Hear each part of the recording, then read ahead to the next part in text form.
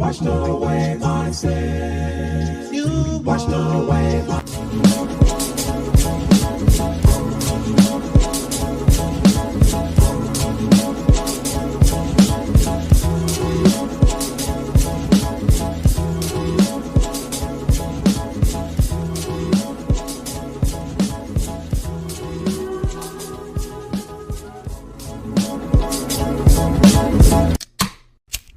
You ready?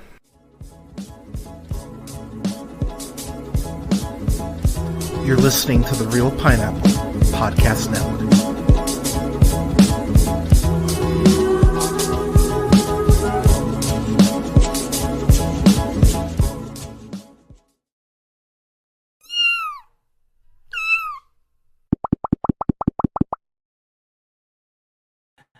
Good afternoon, ladies, gentlemen, theys, and gays. This is the Real Pineapple. This is your humble host, Hunter, here.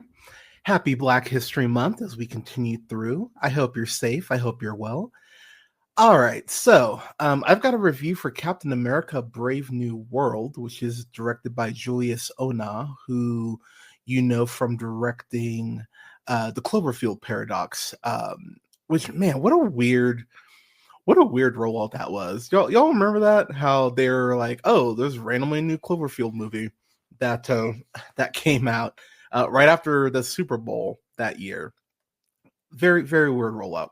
But this film, of course, stars Anthony Mackie returning as Captain America, Sam Wilson, the former Falcon, and Harrison Ford taking over for President, taking over as a Thunderbolt Ross for, oh my God, I'm completely William Hurt. There we go. Who unfortunately passed. So okay, you know what? I'll save that for later. So going into this movie, y'all know how I feel about Rotten Tomatoes. Rotten Tomatoes is not gospel. I do not give a shit about Rotten Tomatoes. It is a horrible test, litmus test that we go ahead and use for film. Very similar to the Grammys and to the Oscars. Just because a film wins a Grammy, or just because a record wins an Oscar, or God damn it, just because a film wins an Oscar and a record wins a Grammy does not make it better. Does not make it better than the stuff it beat out. But this is the lowest rated Captain America ranking, rating wise, in the MCU so far. It's at 49%, based on 298 reviews. So with that said,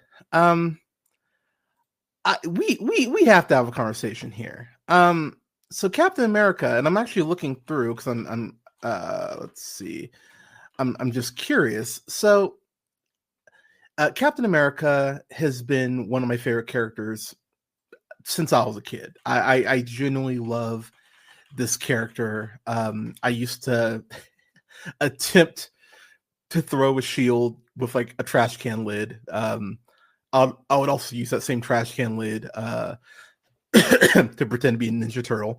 But I love this character, and Sam Wilson getting the shield in the comics as a person of color is still one of my favorite moments in a comic. It's probably right there with Black Panther and Storm's wedding. That's probably where I'm at. Like I love Sam Wilson getting the shield. Mature response from Afternoon Tune: if you love him so much, why don't you marry him? Wow, if you know, if you knew your spelling, maybe I would entertain your comment more. Grammarly is free, by the way. But Anthony Mackie's ascent to becoming Captain America is something that really doesn't need to be studied. He debuts in the MCU, of course, in Captain America: The Winter Soldier back in 2014. So 11 years in MCU, and then we get what is on the channel now, by the way, as far as a review, we get Falcon the Winter Soldier, which is, I stand by it, is my favorite thing that the MCU has produced. I think it is a masterclass in writing, the way that they incorporate the Tuskegee Airmen into the actual plot, and the fact that there were other men, most likely primarily people of color, whom were experimented on in terms of getting the super soldier serum, trying to go ahead and perfect it. It's a hell of a arc, and it really does ask the question of what does it mean to be a black man, not just in America, but what does it mean to be a black man and have this responsibility? And I remember when it came out, I remember as I was watching it in real time going, oh man, certain people are really going to fucking hate this. And I actually had a real quick conversation with Malcolm Spellman, who worked on Falcon and the Winter Soldier. We were talking a little bit on Blue Sky, and one of the things he was saying, and he unfortunately is 1,000% right, where he said that it's so frustrating seeing all these Trumpers just review bombing this shit. Review bombing Brave New World, and they were doing the same thing with Falcon and Winter Soldier too. And this is something I have readily come on the podcast and talked about, how this is why when people say DEI hire or woke and all that dumb bullshit, we need more, and as much shit as we give each other. The Afternoon Tune is an incredibly important podcast because it's a diverse group of guys talking about film. You need more diversity in the review space, not just in terms of like the Hollywood Foreign Press or people who are voting on these awards like Screen Actors Guild and stuff like that.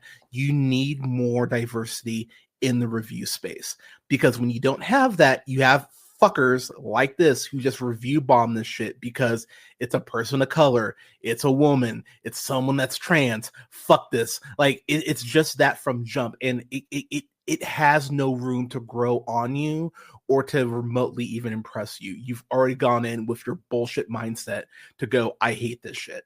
And quite frankly, there's much worse Marvel stuff that's come out. Thor: The Dark World. Actually, let's I actually don't know what the Dark World is ranked on.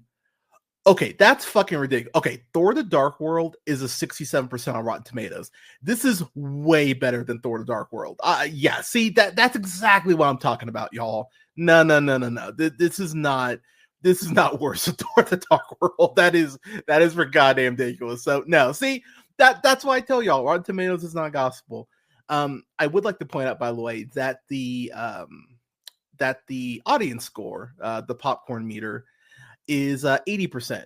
So audiences are digging this movie more than critics are, which again, why you need more diversity in the review space. So jumping into the film proper, we pick up after Falcon and the Winter Soldier. Anthony Mackie is fully Sam Wilson is fully immersed in his role as Captain America. I really like the fact that they are just jumping straight in terms of he's Captain America, he's got the shield, no time for bullshit. Let's just go. We start off the film by opening up on President now, Thaddeus Ross, played by Harrison Ford. And what I really love about Harrison Ford is, and I just got into Shrinking, the Apple Plus show, maybe a month ago. I'm about halfway through the first season. I've been chipping away at it here and there. But for as much shit as Harrison Ford gets for kind of just like not giving a shit and just being grouchy old man, he really is acting in this. Like you can tell he actually does like give a shit. And hearing him in interviews, you can tell that he actually was in, and he was locked in this. And pardon me, I have a headache. I've been having coffee trying to wake up. So, one thing I really like about this too is that one of the things that made Civil War, I thought, so special is that not only is it a Captain America movie, but it's a Black Panther origin. And then it really is like an Avengers 2.5. So there's a lot of plates spinning in that movie, but I think the Russos do an incredible job of balancing all the plates and making it work. While this isn't as good as Civil War, there are a lot of elements in it that I think are very similar that work almost as well. Ross is one of them. The movie is very much not questioning your intelligence either, in terms of the movie kind of knows that you know that obviously Thaddeus Ross has to oh hey Lizzie Fry 87. Yeah, you'll enjoy it. Uh yeah, don't worry. There'll be very light spoilers. I'll be dancing around most things here. But there's going to be a lot of people who are going to kind of be surprised by that. He really is locked in, but this is like kind of an Eternal sequel because it does reference something that's pretty important from Eternals, which I told you they would, by the way.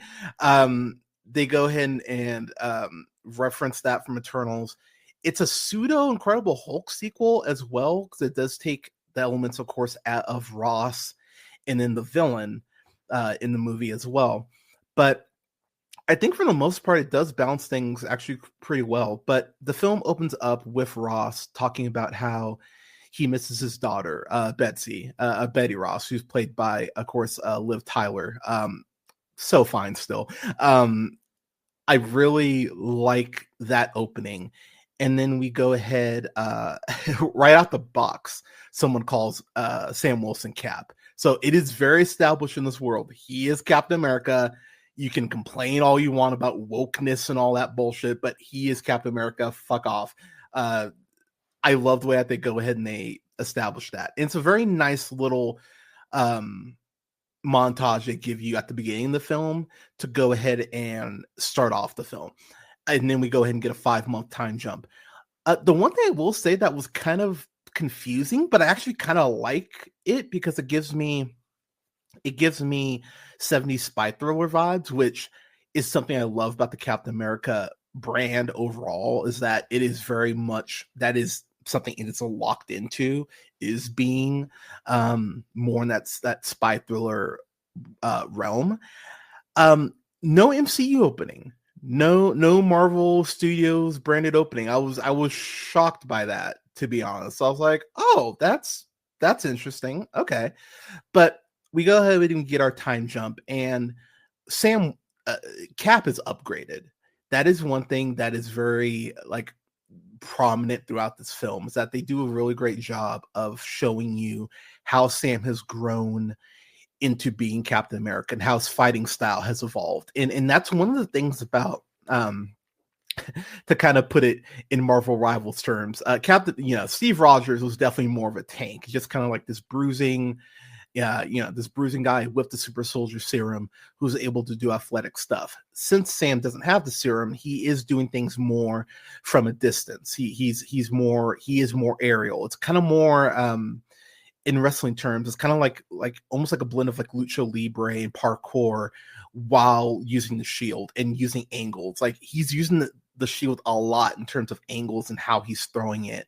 And the film goes out of its way to show that, which I actually think enhances his fighting style, which I really like. There is this this kick uppercut combo that he does pretty early on in the film that I really enjoyed. And if you remember in Falcon and Winter Soldier, Sam was having some trouble in terms of hand-to-hand. Again, not a super soldier. Here, you can definitely tell he's been in the lab training, getting better, getting stronger, putting himself in different scenarios so he knows how to go ahead and be more capable, which I really like. We go ahead and we do get the reintroduction of Isaiah Bradley, who of course played by Carl Lumbly, how he did not get a Emmy nomination, and quite frankly should have won the Emmy for best guest star in a limited TV series. I will never understand, because he is brilliant in Falcon and Winter Soldier, and he's great in here as well. And I really like the way that you can tell him and Sam have kept in contact. They're clearly talking quite a bit. and having that mentor, given what Isaiah went through, I thought was incredibly powerful. But through the film, we know that, or through the trailers, of course, we know that Isaiah Bradley snaps, ends up trying to kill President Ross when he's given this presentation. Just for spoiler's sake, in case you haven't seen that TV spot, I won't say what the meeting is about, but essentially it becomes an arms race for a very important thing. Again, won't spoil it here, but that is what I love in terms of the connection to the Eternals, because She-Hulk even brought up, like, hey, there's this big celestial being in the sky. Like, what the hell are we doing with this? That ends up being very important. And again, if you tune into the Afternoon Tune, that is something I actually called breaking down the first trailer for Captain America: Brave New World. I called what that celestial would be and why it was so important. And as per usual, I was right and fucking nailed it. So one of the first conversations that Ross and Wilson have, and this is where we kind of get we know we're heading towards Avengers Doomsday. We know that's our next big event, which that's next year. That's like May next year. So, that's why we're getting quite a few MCU projects this year. But Ross flat out tells Cap that, hey, I want you to rebuild the Avengers, which that's the first time I think we've heard the Avengers reference as a team in a minute. I was like, oh, okay, so we're going here. So that already sets Sam on the path of, okay, you're rebuilding the Avengers. Where do you start? And we'll obviously get there in terms of what my theories will be there. But I love that that's established. The fact that the president is telling Captain America that he needs to reform the Avengers, that means Sam's going to be a leader, at worst co-leader. I'll get into who I think the co-leader could be. But I love that. I love that we are establishing that right out the gate. That made me really happy. But I love too that Sam's not a dummy. The last time that him and Thunderbolt Ross had any sort of interaction, he was locked up in the raft because of the Sokovia at the end of Captain America: Civil War. So Sam does not have a short-term memory. He's very familiar of who Thunderbolt Ross is and what he has done to him, what he's done to his friends. And I really appreciate that the film doesn't really try to fool you in that, because you're going to remember Civil War. I think all of us really remember Civil War and remember the sort of effect that Ross had in breaking the Avengers up. And really, like, let's be real, if the Avengers are united against Thanos and they're not having to, they're not all split off, that damage could have been, they could have really minimized more of that damage if Thunderbolt Ross wasn't such a dick. So, but it's very interesting, the sales pitch that he gives them about, work with me, Sam. We'll show the world a better way forward. So the concept of Captain America being a government position, if you've read enough Captain America, even if you haven't read a lot of Captain America, there's a reason why Captain America is very much for the ideals of America and what America should be. Very similar to Superman. Superman is something to aspire to, but it's not what this country is. And Sam Wilson gets that. Being a black man in this country, knowing that the rules will always be different for him. Like he said in his speech in the Falcon and the Winter Soldier finale, even now I can feel the looks, the stares. And I know that whenever I pick up this shield, there will always be people that hate me for it. Sam is aware of that. And to have the president, let's be real, trying very much like schmooze with you and kind of smooth that over, like, oh, hey, I would never put you in a situation where I would fuck you over again. I appreciate that Sam is smart enough to realize, like, I need to be on my P's and Q's and realize that it's not a matter of if this guy will fuck me over, but it's more of a matter of when this guy will fuck me over. So I really appreciate that in him not being gullible in that way. So as I mentioned, Bradley goes ahead and snaps, tries to kill the president. invested. And I will say, uh, the way that they go ahead and arrest Isaiah, um, I'm not gonna lie, y'all. God, do I even want to tell y'all this? You know what? Fuck it. So I was coming home one night from a date. This was maybe 7, 8 years ago. I had had like a beer or two, but I wasn't like stumbling or anything. I was totally fine, totally sober. But this cop stops me, like maybe 1,000 feet from my apartment. Because where I live, you have to cross this park. So it's like 1 a.m. Cop literally like driving past, like driving across the street, randomly puts on his lights, sees me, stops me, uh, ends up questioning me for like 20 minutes, throws my jacket, because I had like a winter coat on, throws that shit on the ground. That was my dad's coat, by the way, which I was oh so happy about. And basically tells me to get home. And I remember just as I'm watching this going, this is how it is for us, even when we're doing nothing wrong. Like I had my headphones in, I was listening to some Paramore, I was vibing. It's just like, and people wonder why black people are so angry. Anyways, I love that though. I love that realness that this film brings to Isaiah, and it really does use Isaiah to go ahead and paint a very unpleasant lens in terms of how certain people see America and how the people who are discriminated against see America. And that goes ahead and all ties into the villain, Samuel Stearns, who's played by Tim Blake Nelson, which I can't believe they brought Tim Blake Nelson back. I like that. That's such a trip to me. You know him, of course, from Leaves of Grass, Oh Brother, Where Art Thou, Watchmen, just name a few. So Tim Blake Nelson, he's my biggest issue.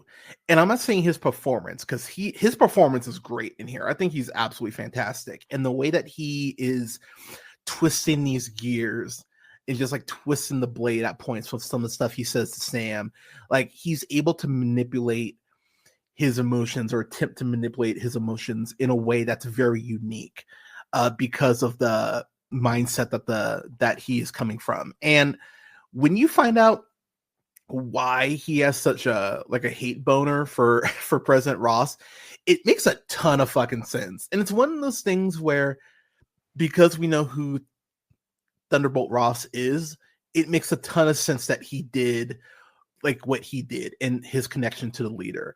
I actually really like that. And when they reveal it, you are just like, God damn it, yeah, like you would do this. And quite frankly, a government, like a president, would do this, including our president that is masquerading as a king right now, would pull this shit. It's a very, very realistic turn that the movie takes with him. I'm going to get this out of the way just because I've seen a lot of people. Shira Haas, she's in the film. She's playing Ruth Bath Saraf. Her character originally is an Israeli superhero in this movie. It is not addressed. They don't talk about Israel. They don't talk about Palestine. Like it's very similar to how Winston Duke in Black Panther, the Black Panther films, is playing Baku, but he's known as Man-Ape in the comics. Yes, they had a black man called Man-Ape in the comics, people, and Marvel rightfully so went, oh yeah, we can't do that shit. I know people like, look, free Palestine, like obviously, but people blew this way out of proportion. And her origin in here makes total sense for what they've built in the MCU. And I went, yeah, okay, that totally works for me. Yeah, people blew it way out of proportion, and y'all need to go get over yourselves. It's not even as close to as big of a deal as you're making it be. But I like her character because she has some friction with Sam. She's like this really the head of the Secretary of Defense for the president. She's in his inner circle. So her and Sam are clashing quite a bit. But I really like the way that they play her character, and I'm very intrigued what they could potentially do with her moving forward. Giancarlo Esposito is in here as Sidewinder, who works for the Serpent Society, and I really like the way that him I like the way his story intertwines with Sam without spoiling too much. I really like his arc in here, and it looks like he could be potentially sticking around. So again, I'm really excited to see what they do with his story. And he has a great fight scene with Sam that very much mirrors Nick Fury's car chase in Captain America: The Winter Soldier. There are several things in here that I think are remixed. Like there's a great fight between, as I mentioned, Cap and Sidewinder. Of course, the title fight, very similar in a way to like how BVS was built as, oh yeah, man, you're gonna get this big title fight, Batman vs Superman. And I remember watching it just going, oh, that was the fight. The fight that Sam and Red Hulk have is fucking wild. Like I love that. I love that final fight. I love that final fight. I haven't mentioned him yet, but Danny Ramirez as Joaquin Torres, who is the new Falcon in this movie. If you remember at the end of Falcon Winter Soldier, in the penultimate episode, Sam had his wings torn off by John Walker, a U.S. agent. He went ahead and tore off the wings. He asked Sam, hey, like, do you want your wings back? And he goes, keep them. So Torres went ahead, fixed the suit, made it his own. And it's very, and I mean this as a compliment, it's like a cool Power Ranger costume. Like, I know these costumes are silly, people. Like I really don't think people have read the comics enough to realize how hard it is to take these comic costumes that look silly as shit and make them, quote, real world, unquote. My only complaint about the first Sam's first costume at the end of Falcon Winter Soldier was that like neck strap that he had. And I actually read an interview with Anthony Mackie, and he flat out said that thing was a piece of, like, the thing was a pain in the ass to wear. And that he was like, the first thing I said is that they need to change the fucking suit. And the suits do look better in here. It is still Wakandan tech, and you see, and they mention that, which I think Sam's gonna go to Wakanda. I think that's gonna happen sooner than later. I'm actually very excited to see how they establish that. But I think he's going to end up talking to Shuri. But I really like the new suits. He does get this this navy suit, which is a little more of like a stealth suit, kind of mirroring Steve Rogers' navy suit in Winter Soldier. I love the navy suit. I'll be real, like, I love the white suit as well. I hope he kind of gets to have like multiple suits he can, and given the fact Marvel loves to sell toys, I'm sure he will. But he gets multiple. I hope he gets to keep the white suit. But I love the navy suit. I love the navy suit quite a bit. There is a cameo in here as I go through puberty. Apparently, my voice cracks. There is a cameo in here from a character that some of y'all will probably expect. They're only in the movie for like a scene, but when this person showed up, I was like, yes, let's go. I was really happy. And the conversation that they have just reaffirms that Sam is Captain America. So if you're one of those people who's like, they're going to go back to Steve Rogers, they're not going back to Steve Rogers. It's going to be Sam, whether you like it or not. At the absolute worst case scenario, you'll have two Captain Americas. You'll have your Steve Rogers, you'll have your Sam Wilson. And to be honest, I wouldn't even mind if they pull some multiverse shit and we get like a different, like a younger actor playing Steve Rogers or something, or like a different, like a variant of Steve Rogers. I wouldn't even be mad at that. But I love the way that this film is telling you he's Captain America, get with it or don't. The last couple things I will point out, because again, I don't want to spoil this. I really do want people to go into this as cold, because I think there's some great stuff in here. As I mentioned earlier, some of the angles that Sam is using with the shield, like throwing the shield at, there's a point where he's just kicking the shield.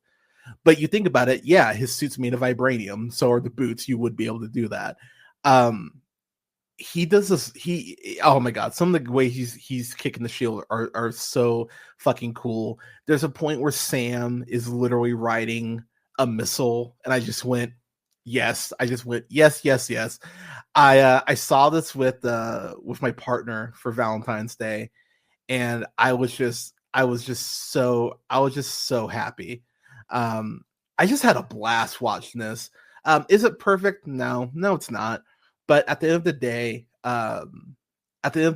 I had so much fucking fun watching this, and this will probably be something that I go see like on a $5 movie Tuesday in like a week or two.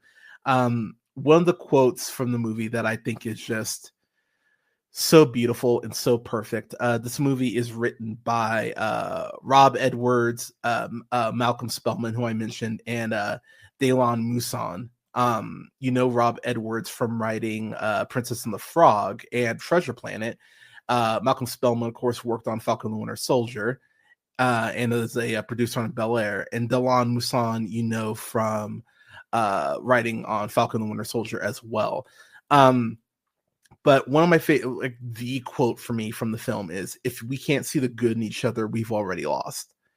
And that is just such a powerful fucking line. And it really just encompasses that. Sam Wilson gets this. Sam Wilson understands, like Steve Rogers in the way that he's able to give speeches, but was able to give speeches. Sam Wilson is able to use the fact that he was a counselor at the VA. The way that he's able to talk to people and relate to people is something that's so unique to his character and so unique to his Cap.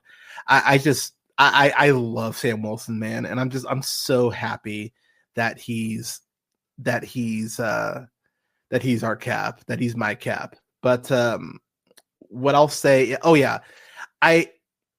so this movie has kind of the same issue that I have with The Dark Knight, where the Joker, it's a lot of sure, and I mean that in the sense of, for everything that the Joker does in that movie, with like the with like the boats and then being able to get that sniper shot off that shot Gordon and all these things, the amount of luck and happenstance that has to occur for everything to line up perfectly, I don't think people give that movie nearly like the fact that there are going to be people, and I've read this complaint that so many people were like, well, how would the leader know this? How would they know this? I'm sorry, y'all.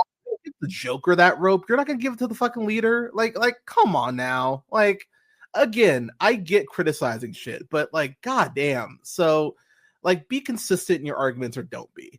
But, anyways, with that said, I like this slightly more than First Avenger. And let me be clear, I dig First Avenger a lot. Like, that is basically this generation's The Rocketeer, which if you've not watched The Rocketeer, watch The Rocketeer. It's a great fucking movie.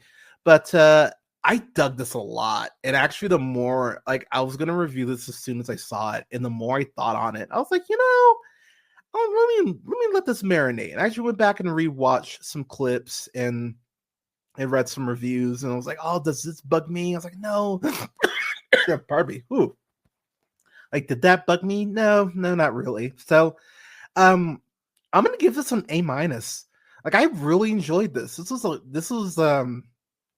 I saw this in 3D too, by the way, which I would recommend. I'd recommend checking this out in 3D. But yeah, I had a lot of fun with this. I really enjoyed this. So yeah, an A- for Falcon and the Winter Soldier, or Captain America: Brave New World. Pardon me. But yeah, I really had a lot of fun with this. And I think this is something that this will be like the pardon me. This is getting the same treatment that the Marvels got, where it's people going like, oh my God, the MCU's dead. And look, and I've talked to my friend Nathan about this quite constantly, honestly, because he hates himself. Not hates himself, he hates Marvel. Like, he just can't admit it. He does, but maybe he hates himself too. I don't know. But anyways, he if you don't like these movies at all, if they just don't scratch that itch for you post Endgame, that's fine. I get that. Like, Endgame is such a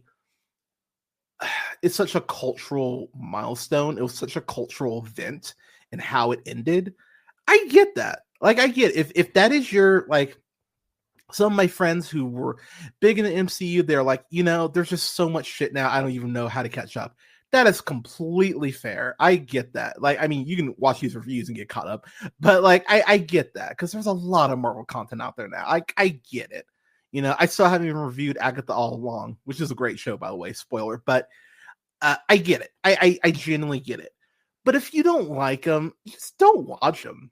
Like that's where I'm at. I understand that there are people who need to be be a part of that cultural zeitgeist and just have to be caught up in everything. I get there are people out there like that, but just like you're torturing yourself for no reason. If you don't like this shit, don't watch it. So, but yeah, A- for me for Captain America: Brave New World. I'm so excited to see what the new Avengers team looks like. I stand by the fact that I think we're getting West Coast Avengers. I think that's happening just because the Wakandan embassy is in Oakland, which I think we all forget about. I think Shuri's definitely part of the Avengers team. Like that's definitely happening. Falcon's going to be a part of it. I think we get Black Widow, Yelena. I think she's in there. I hope Brenner's back. I hope we get Hawkeye. I hope we get Kate Bishop. I hope we get Clint Barton back. So I think that's part of the main part. And then I think we get Kamala, because if you remember, Kamala and her family moved to New Orleans after the events of the Marvels. That's where they ended up. Where's Sam Wilson's sister based at? New Orleans. Where's he from in the canon or in the MCU? He's from New Orleans. So I think there's very much a world where he interacts with Kamala Khan and she's asked to join the team. And because of that, I think that's how we get the Captain Marvel connection. Now, if you remember in the comics, Sam Wilson and Brie Larson, or Sam Wilson and Carol Danvers, they do go ahead and have a relationship at a point in the comics. So a Captain Marvel, like I want that because I want the right wing media and Trumpers to just lose their mind. Because if you saw sexy ass Anthony Mackie making out with sexy ass Brie Larson, people's heads would fucking explode like scanners. So Marvel, Feige, please do that. Like hooked up, even if they're only hooked up through the Avengers film, just give me that, because I need to see people. I need to see people get upset. And I will say too, obviously Spider-Man's going to be back. That'll be fun considering Sam and Peter's relationship in the MCU, plus Anthony Mackie and Tom Holland's constant roasting of each other. I'm really excited to see them interact. But yeah, a solid A- for Captain America: Brave New World. I really dug this a lot. So Captain America: Brave New World, have you seen it? What did you think about it? Let me know in the comments. You can go ahead and follow the show on Twitch at twitch.tv/TheRealPineapple. Can follow the show on YouTube at The Real Pineapple. Just search that. That's REEL Pineapple. Listen to the podcast pretty much wherever you get them: SoundCloud, Apple Podcasts, Podbean, Stitcher, iHeartRadio, Spotify, Amazon Music, TuneUp, Samsung Podcasts, to name a few. You can follow me on Letterboxd at Black Shazam, and then you can follow the show on IG and on what's the thing? TikTok. Until I get banned, we'll see. But you can find me on there at J Hunter Real Pineapple. That's J Hunter and then REEL Pineapple. And find me on Blue Sky at realpineapple.bsky.social. Thank you so much for listening, y'all. I'm gonna have reviews coming up next week for Invincible Fight Girl. I'm really excited to review that. I'll have my have the homie Brandon on to talk about that. But yeah, we got some fun stuff coming up for y'all to wrap up Black History Month. I will say the show is probably going to go on a little bit of a hiatus. To be real, y'all, I just need a break, and I'm very much in this like love-hate relationship with the news right now, because I'm trying to stay informed but not doom scroll. And just the more Trump does shit, the more I'm just like, I hate you. So I'm in this very tough spot. But I do think I will have Oscar coverage on the 2nd. I will probably be live to do that. But I think after that, I think stream done for maybe a month or two, and reviews will probably be done for a month or two. I'll probably pre-record some stuff. Actually, that's a lie. So the one thing I will do a stream the week of the 3rd for Daredevil Born Again, because the first 2 episodes of that do premiere. So I will do a stream for those, but then I think streams are going to stop. I'll pre-record or preset some stuff to upload, but I think I'm going to be taking a little bit of a break. So it might be a month, it might be longer, but as far as streams, but I will be taking a little bit of a hiatus, but I will keep y'all updated on that. So, but everyone, thank you so much for tuning in. Stay safe, take care of each other. Do something nice for yourselves. I know the world is a lot right now, but please do something nice for yourselves. Please make sure you're hydrating, going for your walks, playing with your pets, getting pet snuggles, like whatever is going to help keep you safe in this insanity that we're dealing with. We will get through this together, y'all. Like, I know it's a lot, but we will overcome. But please hang in there and take care of yourself. And never forget, as always, to keep it real. Thanks so much for tuning in, y'all. And I will talk to y'all next week for the Oscars. Cheers.